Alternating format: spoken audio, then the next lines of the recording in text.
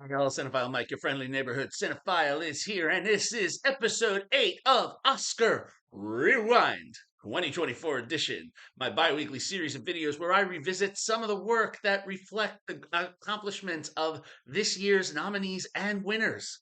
My hope is that you will discover a new, older favorite, or maybe revisit something you haven't watched in a while. I'll be discussing the award season history, the critical response, and always the reviews will be spoiler free.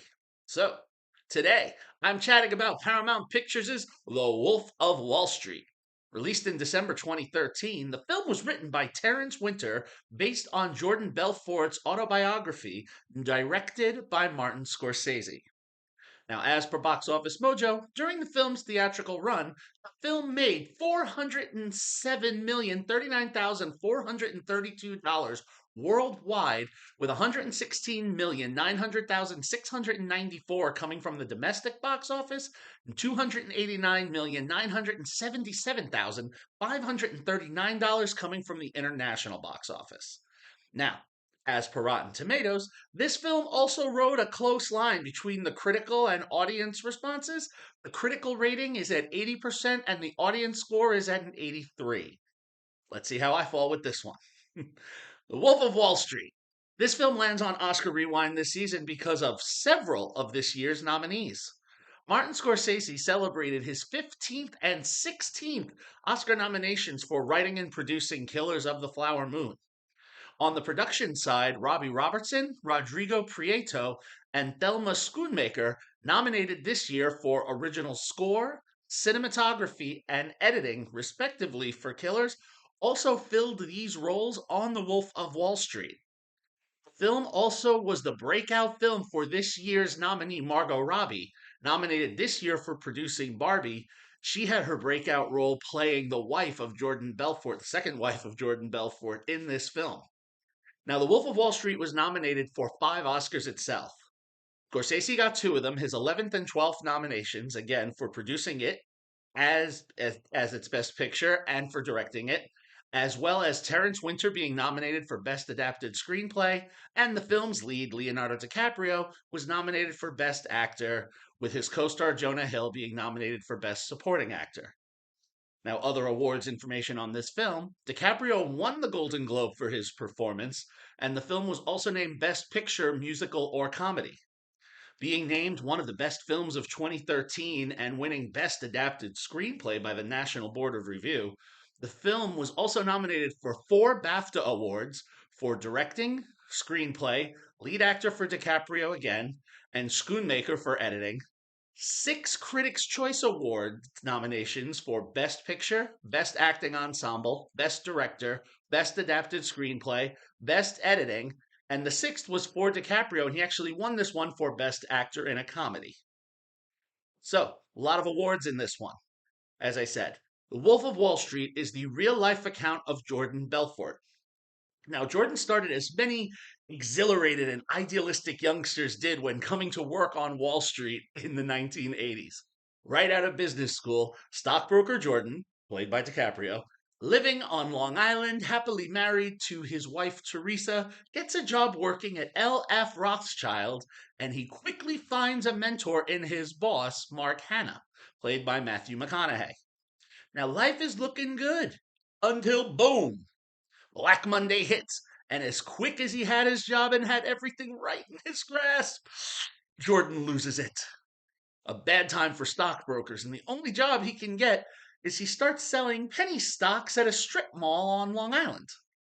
Employing his fast and smooth talking that served him on Wall Street, he quickly makes a killing selling these penny stocks and is soon able to branch off and open his own firm with the help of his neighbor Donnie, played by Hill, and several other childhood friends of his.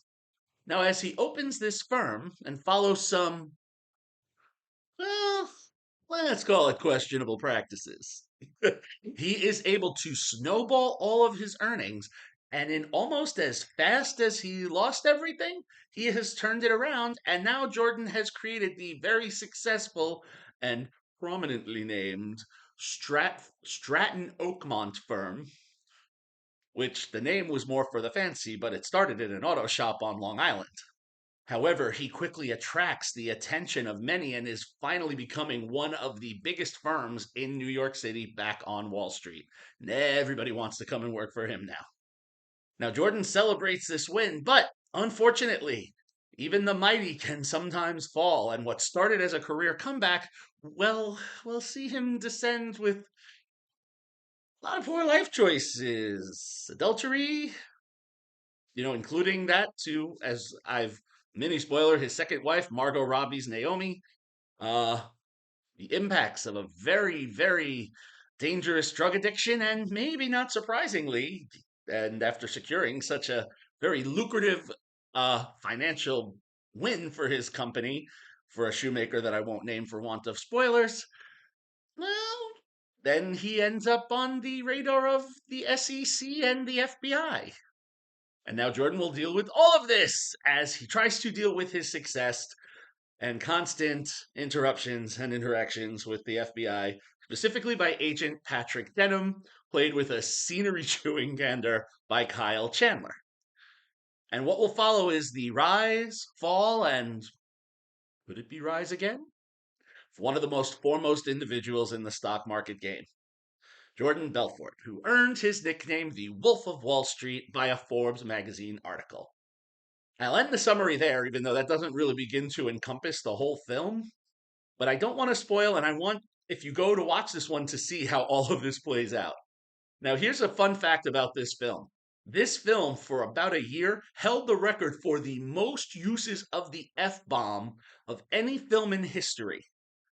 It only held it, like I said, 1 year because about a year later it would be unseated by SwearNet the movie. However, for a major theatrical release, Wolf of Wall Street still holds the record with a rate of 2.81 F bombs dropped every minute within the 3 hour time frame for a grand total of 569 uses. Kind of fun little factoid, right?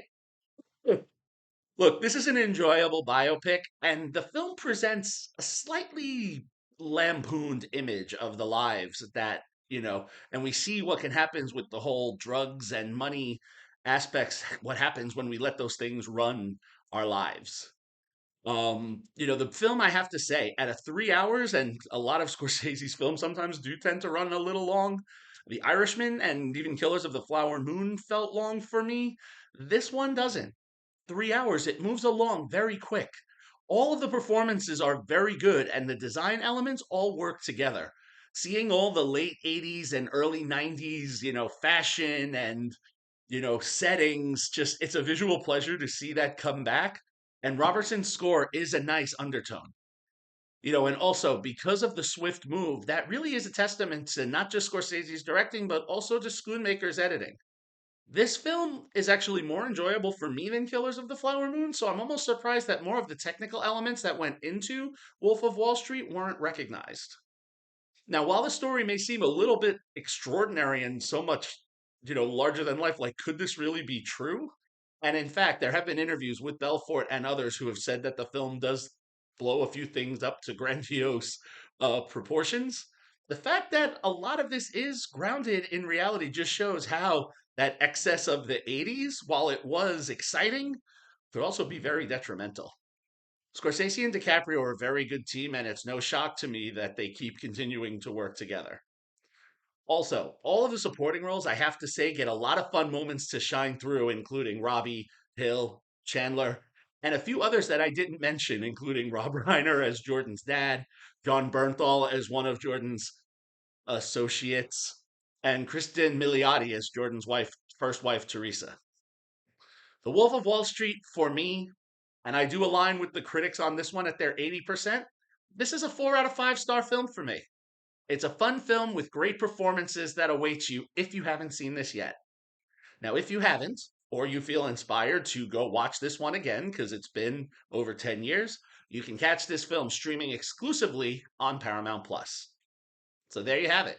I hope everyone is enjoying Oscar Rewind. Is there a film that you're hoping I get to this season? Let me know in the comments. You can let me know on social media. You can follow me on Facebook, Instagram, X, all of those formats, Letterboxd. Let me know. You never know. I might reach out to you and say, hey, you want to come and review this with me? If you like what you heard, please make sure to spread the word, subscribe to the channel, get others, bring a friend, subscribe. Let's all talk movies. Come on, you know you want to. All right, everyone. Happy watching, and until next time, this is Cinephile Mike saying take a break and watch something new.